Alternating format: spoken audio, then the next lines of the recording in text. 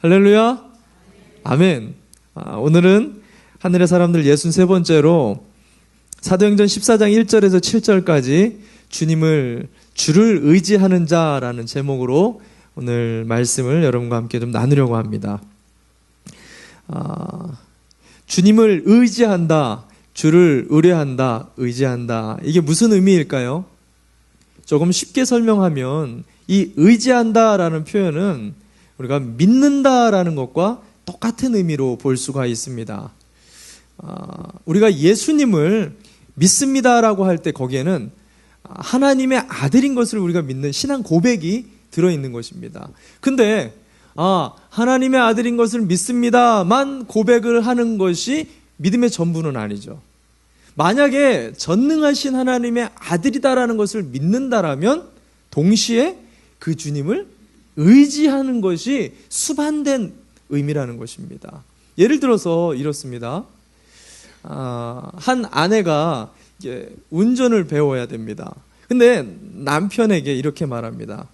여보, 나는 당신이 세상에서 운전을 제일 잘하는 것을 난 믿어. 나는 당신이 최고의 자동차, 안전한 자동차를 갖고 있다는 것을 나는 믿어. 나는 당신이 세상에 어떤 남자보다 가장 성품이 좋다는 것을 나는 믿어. 근데 난 당신한테 운전 안 배울래. 여러분, 이렇게 말을 한다라면 믿음과 의지가 같이 가는 걸까요? 절대로 그렇지 않다라는 거예요. 사실 우리가 돌아보면 우리의 믿음과 의지가 이처럼 분리된, 괴리된 신앙생활을 할 때가 참 많다는 것입니다. 어떻게 보면은요, 신앙생활이 왜 이렇게 힘들까라는 그 중심을 가보면은요, 믿음만 있고 의지하지 않는 그런 생활을 하기 때문에 더 복잡하고 어렵게 느껴질 때가 많다라는 것입니다. 우리가 13장부터 바울의 전도 여행을 이렇게 쭉 둘러보고 있는데요. 바울의 전도 여행이 참 힘들겠다라는 생각을 하게 돼요. 처음 전도 여행지였던 그 제주도와 같은 이 구브로 섬에서 시작을 했잖아요. 근데 거기에 수많은 사람을 전도했으면 참 좋은데 딱 한 명, 서기오 바울 한 명을 전도했죠. 근데 그 한 명을 전도하는데도요, 이 기억이 나실지 모르겠습니다. 엘루나라는 이 대적자를 만나가지고 참 고생을 했어요. 근데 그 섬에서의 고생도 참 재밌는 것이, 배를 타고 이제 그 버가라는 동네를 거쳐서 비시디아 안디옥, 우리가 지난번에 보았던 것처럼 비시디아 안디옥을 갔는데요. 거기서는 참 감사하게도요, 전 도시에 있는 수많은 사람들이 이 작은 회당에 몰려들 정도로 큰 은혜를 경험합니다. 근데 그 은혜를 경험하고도 동족이었던, 자기가 가장 신뢰했었던 사람들인 유대인들에게 배신을 당해서 지도자들과 합세해가지고 쫓김을 당해서 쫓겨나게 되어지죠. 오늘 보고 있는 그 쫓겨서 이고니온이라는 동네로 가게 되는데 여기도 마찬가지예요. 이곳에서도 이 유대인들, 반대파 유대인들 때문에 거기서도 쫓겨남을 당하게 되는 거예요. 여기만이 아니죠. 계속해서 바울의 전도 여행을 보면은요, 저는 그런 생각이 들어요. 우리 신앙생활 같다. 매일같이 반복되는 어려움이 있어요. 매일같이 참 하늘의 삶을 산다고 하는데 참 힘들게 살아가는 우리의 모습을 보게 된다는 거죠. 바울은 정말 탁월한 사람이었기 때문에 이런 놀라운 어려움들을 잘 이길 수 있었을까? 우리 그런 생각을 할 수가 있잖아요. 근데 오늘 저는 이 본문의 이고니온에서의 바울의 고백을 보면서 참 위로가 되는 말씀 하나를 보았습니다. 그것이 3절에 나오는데요. 3절 말씀에 보면 두 번째 줄에 이렇게 얘기합니다. 두 사도는 오랫동안 거기에 머물면서 주님을 의지하여 담대하게 말하였다. 주님을 의지하여 담대하게. 바울은 자기의 학력, 자기의 권력, 자기의 말발을 의지한 게 아니라 주님을 의지했다라고 이야기합니다. 여러분, 우리 신앙에 정말 핵심이 있다면 예수를 의지하는 것임을 믿으시기를 바랍니다. 한 해를 돌아보면서 왜 우리 인생이 이렇게 힘들까라고 우리가 돌아볼 때 내가 정말 주님을 의지했는지를 돌아볼 수 있는 오늘 이 시간이 됐으면 좋겠습니다. 주님을 의지한다. 그 의지하는 사람의 삶은 어떤 모습일까요? 오늘 본문을 보면은요, 특별히 개역개정과 개역 한글판, 우리가 그 전에 봤던 성경에는 나와 있지 않는 세 가지의 문장이 등장합니다. 원어와 영어에만 나와 있어요. 그것을 중심으로 해서 세 가지 주님을 의지한다라는 의미를 좀 묵상하고, 오늘 이 예배를 통해서 한 번 더 하나님, 한 해를 돌아볼 때 더욱더 우리가 주님을 의지해야 될 필요를 느끼게 됩니다. 한 해를 돌아보면서 내가 더욱더 주님을 사랑하게 됩니다. 그 은혜를 붙잡게 됩니다. 이 고백이 저와 여러분의 고백되는 시간이 되길 바랍니다. 첫 번째, 개역개정과 개역 한글판에 없는, 그러면서도 이 본문을 통해서 정말 중요한 주님을 의지하는 문장이 나오는데, 그것은 이전과 마찬가지로 라는 문장입니다. 이전과 마찬가지로 1절 말씀을 한번 보겠습니다. 혹시 개역개정이 있는 분들은 여러분 성경을 좀 보시고요, 표준세번역을 중심으로 좀 보겠습니다. 제가 읽어드립니다. 바울과 바나바는 이고니온에서도 이전과 마찬가지로 유대사람의 회당에 들어가서 말하였다. 그래서 유대사람과 그리스 사람이 많이 믿게 되었다. 여기서 우리가 함께 주목할 표현이 이전과 마찬가지다라는 표현입니다. 아까도 설명했듯이 여러분이 만약 개역 한글이나 개역 개정을 보고 있다면 이전과 마찬가지라는 이 단어 전체가 안 보입니다. 그냥 단순하게 바울과 바나바가 이고니온에서 복음을 전하였다라고만 표현을 하고 있을 거예요. 근데 이전과 마찬가지로라는 이 표가, 이 단어가 왜 그렇게 중요한가? 여러분, 이전과 마찬가지라는 이 문장 안에는요, 굉장히 중요한 두 가지가 담겨 있어요. 하나는 이전에 당했었던 어려움이 마찬가지로 여기서도 똑같이 발생했다는 거예요. 여러분, 우리 머릿속에요, 열심히 사역을 합니다. 근데 똑같은 어려움이 반복적으로 발생을 하게 돼요. 똑같은 실패가 계속 반복적으로 일어나게 됩니다. 근데 만약 그런 일을 경험하면 우리 마음이 어떨까요? 아, 이건 하나님 뜻이 아닌가 보다. 아, 왜 나에게 맨날 이런 안 좋은 일들만 벌어지지? 아, 왜 이런 나쁜 사람들이 어딜 가도 있는 거지? 이런 생각을 하게 되는데요. 이전과 마찬가지로라는 것은 이전과 마찬가지의 일들이 발생했는데 이전과 마찬가지로 변함없는 그들의 마음을 이끄는 예수 그리스도의 복음의 메시지를 전했다라는 얘기를 하는 거예요. 여러분, 우리가 이전과 마찬가지의 상황을 당면할 때 우리는 낙심하기가 쉬워요. 어려움에 빠지기가 쉬워요. 오해할 수가 있어요. 근데 오늘 본문의 핵심 말씀을 여러분 잊지 않으셨으면 좋겠습니다. 주님을 의지한다라는 것은 이전과 마찬가지로 어려움이 닥친다 할지라도 이전과 마찬가지의 복음의 메시지를 가지고 있는 사람, 그것이 주님을 정말 의지하는 사람인 것을 여러분 믿으셨으면 좋겠습니다. 오늘 바울이 이 핍박 가운데서 상황이 바뀌었고 환경이 바뀌었고 대적은 바뀌었지만 이전과 동일한 어려움 속에서도 복음을 전했던 바울의 의지가 분명하게 기록되어 있다는 것입니다. 제가 이 장면을 보는데요, 코카콜라 사장이 생각이 났어요. 뭐라고 했죠? 나는 어디를 찔러도 피가 안 난답니다. 피가 안 나고 뭐가 나와요? 코카콜라가 나온대요. 저는 제 아이들에게 이 말을 했더니 코카콜라를 많이 마셔서 그런가? 이 얘기를 하는 거예요. 무슨 말이죠? 어떤 상황에서도 어떤 환경에서도 입만 열면 뭐가 나오는 거예요? 코카콜라 얘기가 나온다는 거예요. 한마디로 코카콜라에 미친 사람이라는 거죠. 여러분, 바울이 어떤 상황에서도 항상 변치 않는 예수 그리스도의 메시지가 있었다는 건 무슨 말입니까? 예수 그리스도께 미쳐 있었다는 거예요. 그는 어딜 가도 누가 찔러도 어떤 상황에서도 그의 입 가운데 맴도는 메시지가 있었는데요, 그게 예수 그리스도였다라는 것입니다. 여러분, 참 사람들이 재밌는 게 있어요. 사람들이 집중하고 있고, 사람들이 붙잡고 있고, 사람들이 의지하고 있는 그것이 다 있는데요, 대부분 그 붙잡는 것에 대한 그 사람에게 다 메시지가 다 있다라는 거예요. 예를 들어 보면 우리가 돈을 열심히 붙잡는 사람들이 있어요. 이런 사람들을 조금만 우리가 이야기를 하다 보면 이 사람들 안에 어떤 메시지가 나올까요? 어떻게 하면 돈을 잘 벌 수 있을까?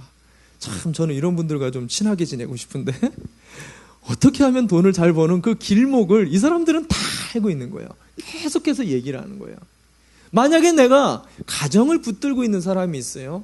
배우자를 붙들고 있는 사람이 있어요. 자녀를 붙들고 있는 사람이 있어요. 그렇다면 이 사람에게 어떤 메시지가 나오게 되어질까요? 시키지 않아도 조금만 이야기를 해봐도 술술술술 무슨 얘기가 나올까요? 가정 이야기가 나올 수밖에 없다라는 거예요. 제가 현대차 세일즈맨 하시는 분의 이야기를 들은 적이 있어요. 현대차에 미친 사람이었어요. 이 사람은 베스트셀러 무슨 상도 받으신 분인데, 이분의 얘기는 세상에 수많은 인종이 있대요. 세상에 남녀노소 다양한 사람들이 있죠. 근데 이 사람에게는 딱 두 종류의 인간으로밖에 안 보인대요. 하나, 현대차를 타는 사람, 또 하나, 현대차를 안 타는 사람. 그래서 이 사람의 미션이 뭘까요? 뭐예요? 현대차를 안 타는 사람에게 현대차를 타게끔 만들어주는 게 이 사람의 사명이라는 거예요. 뭐예요? 자기 안에 이것에 대한 집념과 의지와 붙들고 있는 이것에 미친 사람이라는 거예요. 바울이 이전과 마찬가지로 항상 그 입 가운데 맴돌았었던, 어디를 찔러도 그의 입 가운데 나왔었던 메시지가 있어요. 그게 예수 그리스도의 메시지였다라는 거예요. 여러분, 우리가 모든 것을 다 가졌다 할지라도요, 예수님이 없으면 뭐예요? 아무것도 아닌 거예요. 모든 것을 다 버렸다 할지라도 예수님을 가진 사람은요, 모든 것을 다 가진 사람이에요. 바울이 이 고백을 하죠. 고린도전서 2장 2절에 내가 너희 중에서 예수 그리스도와 그의 십자가에 못 박히신 것 외에는 아무것도 알지 아니하기로 작정을 했다라고 결단을 했어요. 예수와 십자가 말고는 아무것도 나는 갖지 않기로 결단을 했대요. 바울이 예수와 십자가 말고 아무것도 몰랐기 때문에 그것만 알기로 한 건가요? 아닙니다. 정반대죠. 세상의 모든 학문을 다, 당시 최고의 학파인 가말리엘 학파를 그가 수석으로 졸업을 했고, 최고의 시민권인 로마 시민권과 유대인으로서 사내들인 공의회 당시 상원 의원이었죠. 최고의 권력과 힘과 돈과 모든 명예들을 다 걸머쥐고 세상의 최고라고 가장 큰 자라고 이야기할 수 있는 그 시점에 모든 것을 경험했는데, 그가 이 모든 것을 다 내려놓을 수도 있는 가장 최고의 것을 붙잡았다라고 얘기해요. 그게 뭐였냐? 예수와 십자가였다라는. 무슨 말이에요? 이것이 가장 고상하고 가장 중요하다라는 신앙의 고백이라는 거예요. 저와 여러분에게 어디를 찔러도 나오는 메시지가 있다면 여러분, 그것이 예수 그리스도가 되시기를 주님의 이름으로 축원합니다. 아멘. 우리 성도님들 요즘 예마 모임을 하면서 참 은혜되는 간증들을 참 많이 해요. 어떤 분이 그럽니다. 여러분, 골프장에 뭐하러 가는 거죠? 너무 쉽죠? 골프장에는 골프를 치러 가는 거예요. 골프장에 골프를 치러 갔는데 처음 보시는 분을 만났대요. 근데 제일 먼저 물어본 말이 교회 다니세요? 교회 다니세요? 그렇게 물어봤대요. 할렐루야. 이분이 교회를 안 다닌다는 거예요.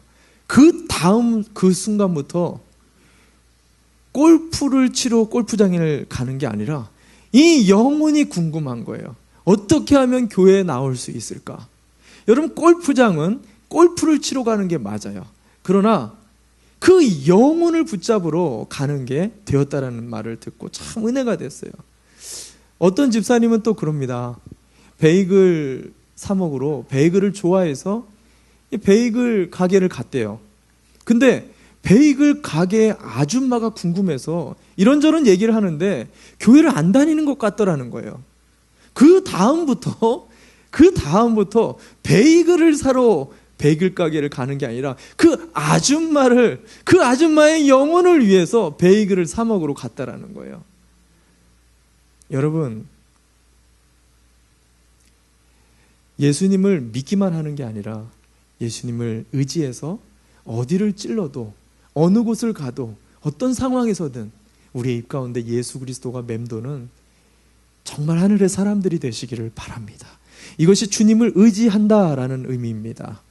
두 번째, 여러분들과 함께 주님을 의지한다라는 두 번째 주목하고 싶은 표현이 있는데 그것은 오랫동안 거기에 머물렀다라는 표현입니다. 이 표현 또한도 여러분이 가지고 있는 개역 개정이나 개역 한글에는 나오지 않는 표현입니다.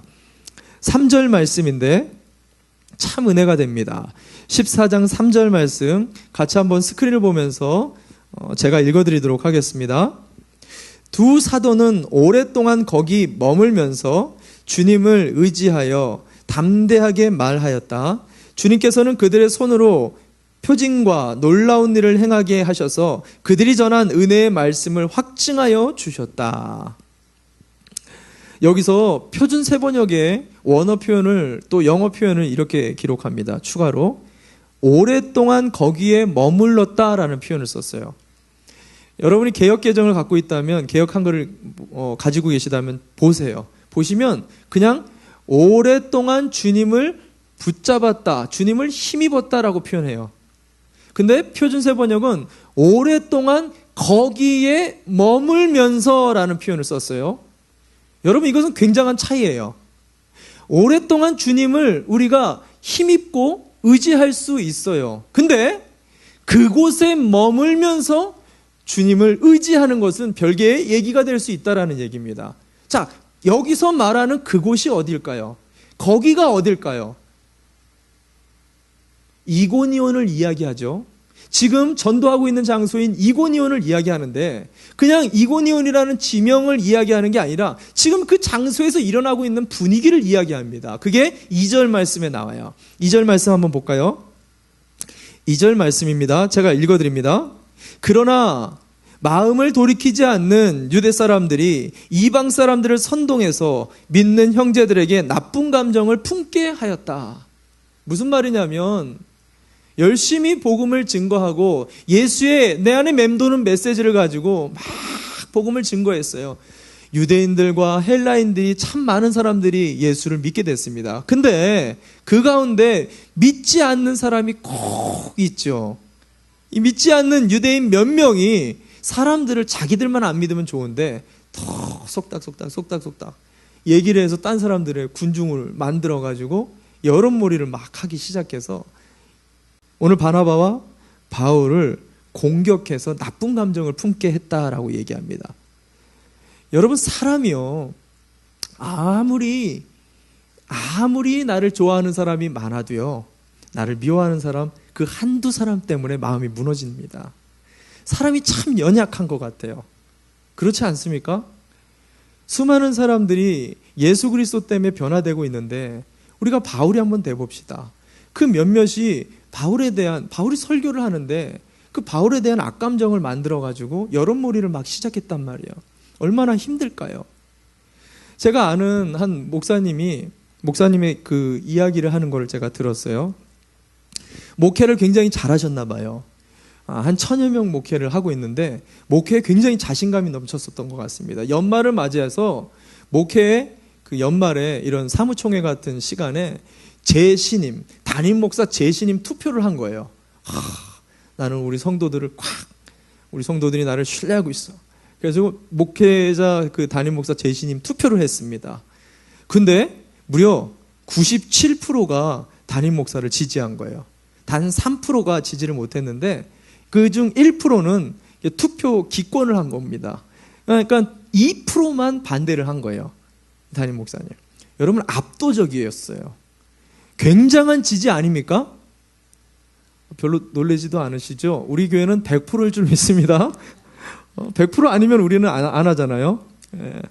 근데 이 목사님이 문제는 그날부터였어요. 그 선거를 치른 이후부터 강단에 설 때마다 두렵고 떨리는 거예요. 너무너무 힘이 드는 거예요. 이유 인증 물어봤더니 그 목사님 말이 그래요. 그날 이후로 강단에 설 때마다 자꾸 2%가 보인다는 거예요.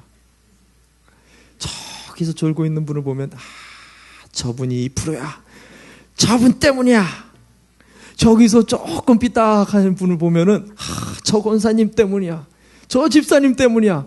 온통 2%의 모든 마음이 다 빼앗겨 버리니까 내 마음이 자꾸만 힘들어지더라는 거예요. 여러분, 사람의 마음이 이처럼 참 간사하기도 하고 참 연약한 것 같다라는 거예요. 바울이 오늘 거기에 머물렀다라고 이야기합니다. 만약에 저 같았으면 하루도 거기에 머무는 것이 고통스러웠을 거예요. 곤욕스러웠을 거예요. 나를 좋아하지 않는 사람들과 같이 있는다? 그 사람들을 위해서 무엇인가를 해준다? 여러분, 그것보다 어려운 것이 어디 있겠습니까? 근데 오랫동안 거기에 머물렀다. 여러분, 이것은 굉장한 표현이에요. 저는 이 표현을 보면서 나는 아직도 멀었구나. 우리는 아직도 멀었구나. 이런 생각을 하는데 참 제가 위로의 메시지를 여기서 봅니다. 오랫동안 거기에 머물면서 뭐라고 얘기해요, 성경에? 오늘? 주님을 의지하며.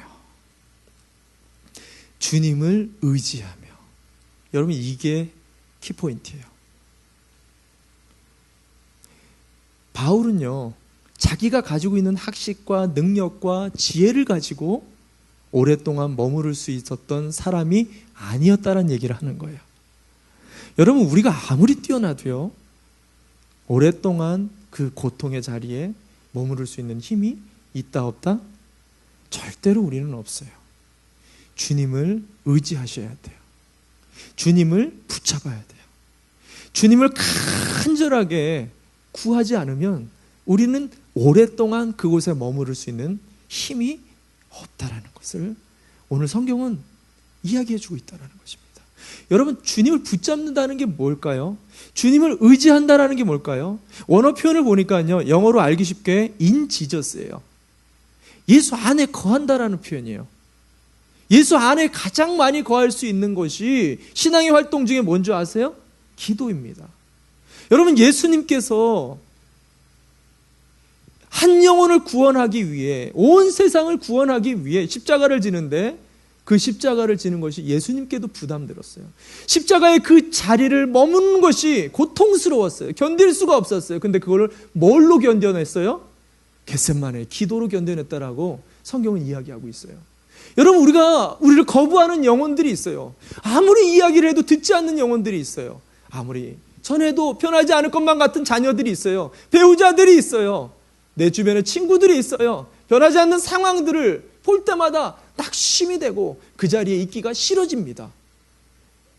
여러분, 그때 주님을 붙잡는 기도가 시작돼야 된다는 거예요. 그렇게 되어질 때 한 영혼을 우리가 머무를 수 있는 힘이 하늘로부터 공급된다는 거예요. 우리가 잘 아는 그 성 어거스틴을 아실 겁니다. 잘 알듯이 성 어거스틴은 참 방탕하였어요. 참 저 같았던 것 같아요. 아주 방탕한 생활을 했는데, 우리가 잘 알듯이 16세죠. 16살이었어요. 자기보다 8살 많은 창녀와 바람이 나가지고 사생활을 만들어가지고 오늘 엄마한테 다 왔죠. 여러분, 어머니의 마음이 어떻겠어요? 무너지죠. 그것뿐입니까? 마약에다가 도박에다가 할 수 있는 가장 악한 것을 부모 앞에서 저질렀죠.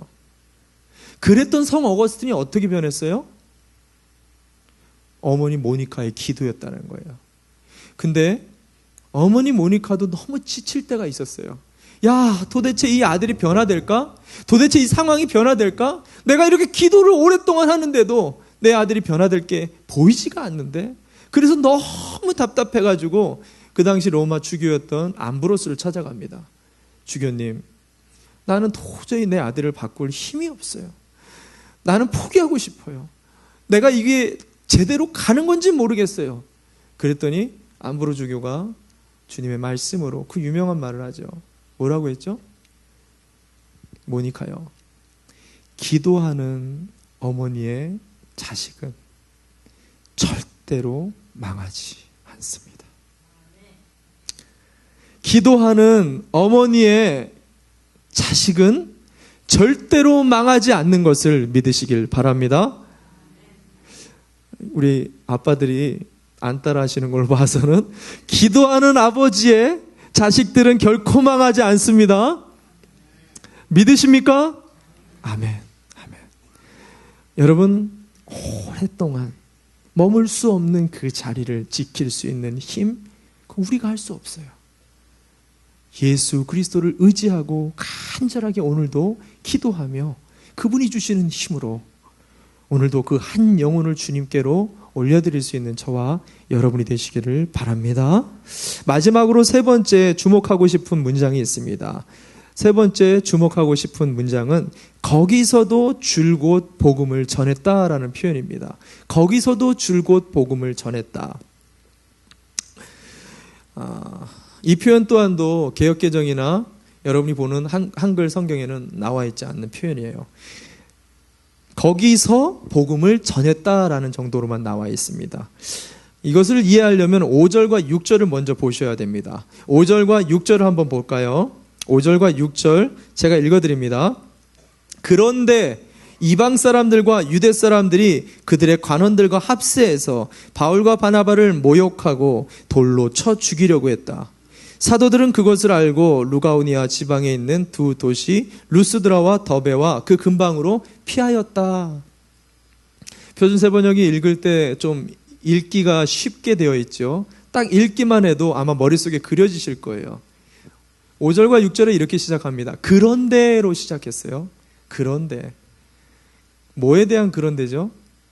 내가 오랫동안 계속해서 반복되어지는 어려운 문제가 있는데 내 자녀를 위해서 기도했는데 저 영혼이 변하지 않을 것만 같은데도 꼭 참고 계속해서 머물며 기도했는데 어려운 문제를 기도했는데 답답한 상황을 기다렸는데 문제는 뭐예요? 그런데 상황이 더 악해져 버린 거예요. 상황이 더 문제가 커져 버렸어요.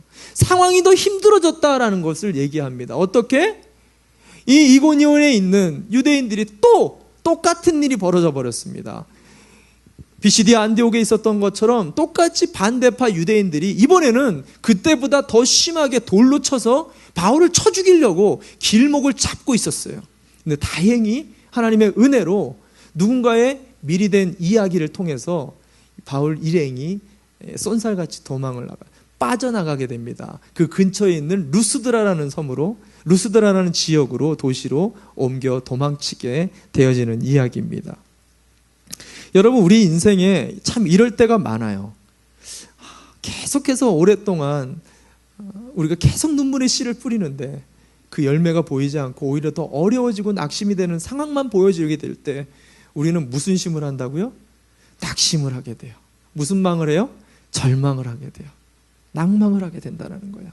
오늘 그런 상황에 바울이 이렇게 기록합니다. 7절 말씀 한번 볼까요? 스크린을 볼까요? 스크린 7절 말씀 같이 한번 읽어봅시다. 시작. 그들은 거기에서도 줄곧 복음을 전하였다. 개역개정과 한글에는요, 거기에서 복음을 전했다라고만 이야기합니다. 근데 좀 더 정확한 원어 표현은 거기서도 줄곧 그들은 쉬지 않고 동일한 복음을 증거했다. 전혀 다른 이야기입니다. 여러분, 이 차이를 좀 아셔야 돼요. 우리가 그냥 어딘가를 가서 신앙생활을 할 수 있어요. 근데 늘 변하지 않는 예수의 메시지, 내 안에 있는 예수의 복음이 어딜 찔러도 나올 수 있는지. 저는 여러분이 혹 그런 일이 실제로 있으면 안 되겠지만 잘못한 게 없는데 감옥에 가게 되었어요.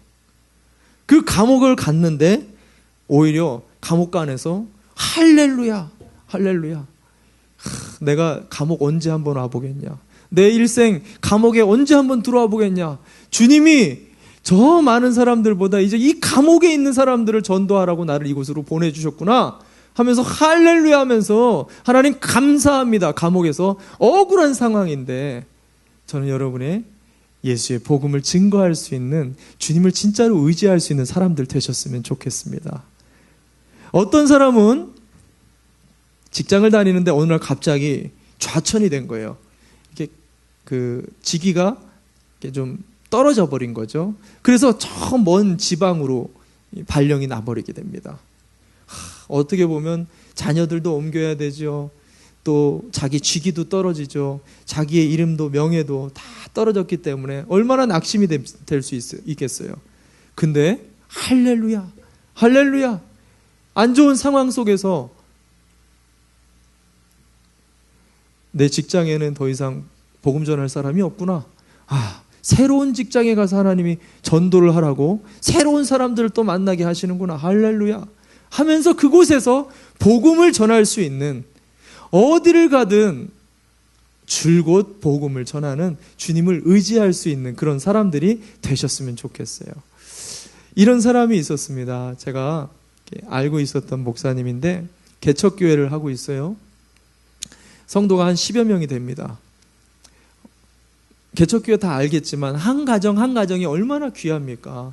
자그마치 1년 동안을 정말 충성된 가정이었어요. 그 가정에 전심으로 양육하고 돌보고 공을 들여서 제자로 다 훈련을 시켜서 제자로 딱 세웠어요. 근데 딱 1년 후에 목사님, 드디어 때가 왔구나.